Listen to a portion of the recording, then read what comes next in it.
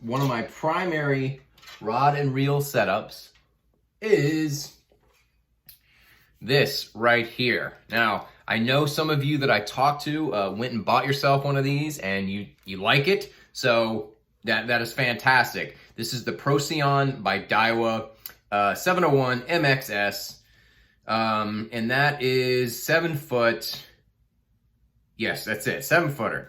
So 7-foot Daiwa. Obviously, it's a one-piece Procyon. I've really enjoyed this rod. It is fantastic. It's lightweight. It looks nice. Like I said, it's lightweight. It looks great. But it's powerful. You know, it's got a nice backbone to it. It's very sensitive. It's been one of my favorite rods. I've caught a lot of good fish, 5-6 pounders on it, and it is fantastic. I've got it paired with the Sedona 2500 by Shimano.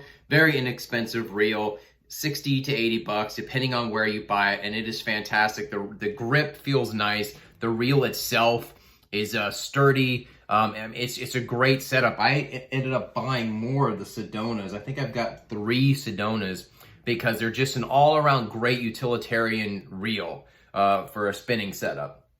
Right now, I've got, I think, 6-pound fluorocarbon by Berkley, the Vanish, because it's, you know, typically the water's clear right now. Depending on what the water looks like, I'll usually shift over to an 8-pound fluorocarbon in the springtime. And what I've been using is primarily the tiny little size 4 or size 6 Mosquito hook. And that is for all of my like Senkos applications. Like, you know, it's just a small hook. There's just something about it that maybe the profile, the fish don't see as well. And of course, what I'm throwing is the 5-inch Senkos.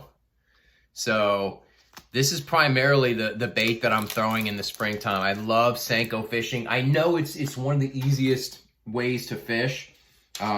You know, anyone can throw the Senkos and catch fish, honestly. But it's also one of my favorite techniques because it's almost like a combination. It's hard to say because it's almost like a top water application as well, because, you know, you throw that Senkos and let it sink straight down, and you can see the line on top of the water, and it's almost like top water. You see that line take off. It's very exciting. And it's just so... it just works so well. My favorite color is green pumpkin black flake. But here is the thing with that. If everybody's throwing the same color, the fish have seen it a million times, especially at a place like Castaic. So switch it up. If they're not biting this, I'll throw the red flake or the black with blue flake. It just kind of depends, but have a variety of colors. If they're not biting this, throw something else. Throw a light colored one, the gray ones, the shad ones. My buddy Juan threw like a rainbow trout color, like a pink one, and he was getting bit off that. He was throwing all kinds of different colors and getting bit, while I stayed with this one and got bit. So I don't know if the color matters as much. I kind of tailor it to the different lake and see what's working. I think San Vicente, the red flake worked more. You know, it just depends. So, you know, get a couple of different colors. Early spring, I found that the 4-incher works well. Like, they're still looking for small things. And then as the water starts to warm up and the bass get more aggressive, I'll switch to the 5-inch, and then I basically never look back with that. So I'm throwing primarily the Senkos. That is one of my setups. Here is another setup for me. And this is just another spinning setup for throwing the Senkos. It's a little bit different, but again, with the Sedona. I also have a Stradic 300, or I'm sorry, 3000, but it's getting repaired right now. So I like the Stradic a lot because I can use that for my saltwater fishing as well. And it's a 3000, so it can hold a little bit more line.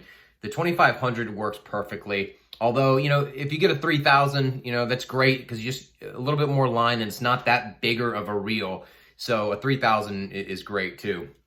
I've got this on the G Loomis E6X, and that is a, sorry, it's upside down, 7-footer, and that is also your, sorry, it's opposite here. And this is your fast SJR which is jig something. I forget what SJR means. But anyway, the G Loomis E6X SJR, again, paired with the Sedona 2500. I've got 8-pound fluorocarbon Berkley Vanish. And then on this one, and I tried 2 different ways, like I showed you with that one. And then on this one, I've got the Wide Gap Finesse hook by Gamagatzu, size 1, I think. 1 or 2, I forget. Anyway, this one just kind of, it's a little bit heavier. It gets a little bit, if you see it there, it's a little bit, I don't know, it's got a great sort of, because of the wide gap thing, just the way the Senkos sinks. And also get yourself those little black tube things for the Senko. You put the little ring, the little O-rings, you put it on the Senko, you hook the hook through the O-ring instead of the actual bait, and you'll save lots of money because these are like $1 a piece and you can go through them, especially if you catch a fish, you definitely will go through them. So that is my other spring setup. And that is 2 of the primary rods that I use for Senko fishing. Now, I do have one more setup. It's a little bit lighter. If I can get it out of all this other nonsense. Thank you for that. All right, my other setup for spring, for bass fishing, is this little lighter. It is also a Daiwa Procyon, but this is your 7-foot medium light setup. Okay, I've got, on this one, I've got the Sienna 2500, a little bit lighter of a reel. It'll do the job. It's not my favorite. It's only like a $30 reel. It'll do the job. It's worked for me fine. Got 6-pound fluoro on there because I primarily use this lighter setup for drop shot. And I usually will bring at least 1 drop shot. I hate it because it gets snagged so much. It's not the most rewarding way to fish, but it's effective when the fish are not biting and you just want to get the worm down deep right in front of their face. So there it is. Again, 6-pound fluoro. When it's winter, sometimes when it's winter and the water's crystal clear and the bass are not biting, I could even downgrade it to a 4-pound fluorocarbon, but it's very rare that I go below 6. And then I've got your drop shot setup here. I'll do a separate video for tying the drop shot because I want you to be able to see how to do it. So on this one as well, I got a tiny little size 2 Mosquito hook by Owner. And there you go. There is your lighter setup for drop shot. So I got 2 Senkos setups, 1 setup for the drop shot, and then I've got a couple of extra rods and reels. And I did want to just tell you briefly about this other rod that I picked up. So I used this Shakespeare Wild series that I picked up. It was like 60 to 80 bucks. And I just needed an extra Senko fishing rod. And it ended up being fantastic. There was something about it. It was very sensitive, but had a strong backbone. It felt great. It was light. For whatever reason, you kind of luck out and you get something that like maybe you never heard of, or, you know, a brand that's like, yeah, Shakespeare, whatever. But it ended up being fantastic. One of my favorite rods. And I broke it I think it was last spring. So in a rush to replace it, I went and got this shaky head Senko fishing rod, Skeet Reese style by Eagle Claw Wright and McGill. Now I've had Wright and McGill rods before for saltwater fishing, and they are fantastic.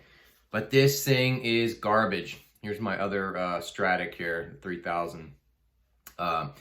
The reason why is this. It's supposed to be for Senko and shaky head, right? I use it specifically for Senko fishing. And look how far, if you can see, this is the first eye is from the reel. So I will just I will show you the difference between that one and say the Procyon, okay? Now look where the Procyon first eye is, right here, versus this other one for the Skeet Reese.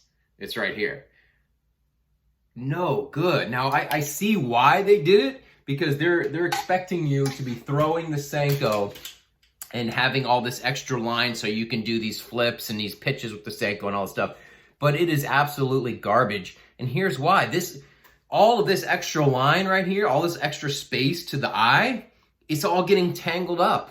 You know, because you're using light line. It's either, you know, I'm using 8-pound fluoro on this one, and you're throwing that Senko into the wind away from, like, you're out on the lake. I mean, I just don't understand it. It is so, it's caused me so many problems when I took it out. It is just getting wrapped up on everything. That's what the eye is for. The eye is to keep that line next to the thing, next to the rod. You know, it's to keep, that's what all of the eyes are for, is to keep that line in a row, you know, and keep it straight. If you, like, look at that. I mean, it is crazy. So I threw it, and even just kind of the way it just feels a little cheap, like a little too much backbone and not enough sensitivity. And it just, you know, I don't know. I just did not like it. You know, I just want to get rid of it. So anyway, when it comes to that kind of stuff, yeah, just be wary of like that. Like I said, that's designed specifically for Senko fishing, and it's by a pro fisherman. I don't know how much input he had, but it's not good. So there we go. That is my spring setup for rods and reels. I'm gonna add links down below, so please click on stuff that you like. All of this stuff is affordable, by the way. You know, I try not to spend too much money on 1 or 2 items unless I really need an item like the big swim bait rod and reel setup. So, you know, it's all very affordable. It's stuff you can buy, stuff you can buy multiple of.